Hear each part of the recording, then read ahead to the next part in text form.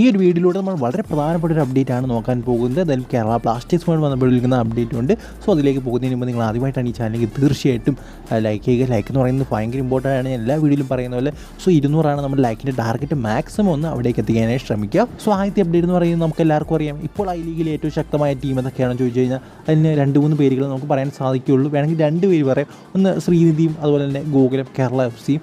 So ഇതിൽ ശ്രീനിധി ഒരു വമ്പൻ നീക്കം നടത്തിയിരിക്കുകയാണ്. അടുത്ത പ്രാവശ്യത്തെ ISL അവർക്ക് കയറണം എന്ന രീതിയിൽ തന്നെ ഒരു നീക്കം നടത്തിയിരിക്കുകയാണ്. അത് സൂപ്പർ താരത്തെ, അത് ലീഗ് 2-ൽ ഇപ്പോൾ കളിച്ചുകൊണ്ടിരുന്ന ഒരു സൂപ്പർ താരത്തെ സ്വന്തമാക്കിയിരിക്കുകയാണ് ശ്രീനിധി FC. അദ്ദേഹം ഒരു അറ്റാക്കിംഗ് മിഡ്ഫീൽഡറാണ്, റൈറ്റ് വിങ്ങറാണ്. വെറും 23 വയസ്സ് മാത്രമേ അദ്ദേഹത്തിൻ്റെ പ്രായമുള്ളൂ.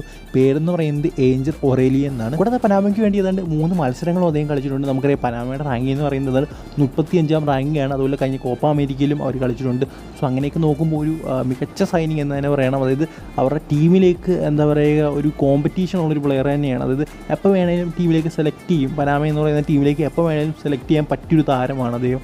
So one of the best signing എന്ന് തന്നെ പറയണം. കൂടാതെ നമുക്കറിയാം Under-23 ടീമിൻ്റെ, നേരത്തെ പറഞ്ഞ Under-23 ടീമിൻ്റെ ക്യാപ്റ്റൻ കൂടിയായിരുന്നു.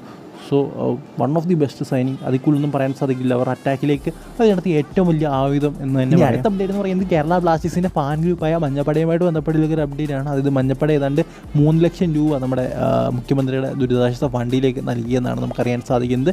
എന്തായാലും ഒരു ഫുട്ബോൾ ടീമിൻ്റെ ഭാഗത്ത് നിന്ന് വളരെ വലിയൊരു നീക്കം, അല്ലെങ്കിൽ നല്ലൊരു നീക്കം എന്ന് തന്നെ പറയണം. നീക്കമല്ല, ഇതൊരു കാരുണ്യ പ്രവർത്തനം എന്ന് തന്നെ പറയണം. സോ എന്തായാലും കേരള ബ്ലാസ്റ്റേഴ്സ് ഇതുവരെ പ്രത്യേകിച്ചൊന്നും കോൺട്രിബ്യൂട്ട് ചെയ്തതായിട്ട് നമുക്കറിയാൻ സാധിക്കുന്നില്ല. എന്തായാലും നമ്മുടെ ഫാൻ ഗ്രൂപ്പെങ്കിലും അത് ചെയ്തല്ലോ, വളരെ നല്ലൊരു കാര്യം തന്നെയാണ്.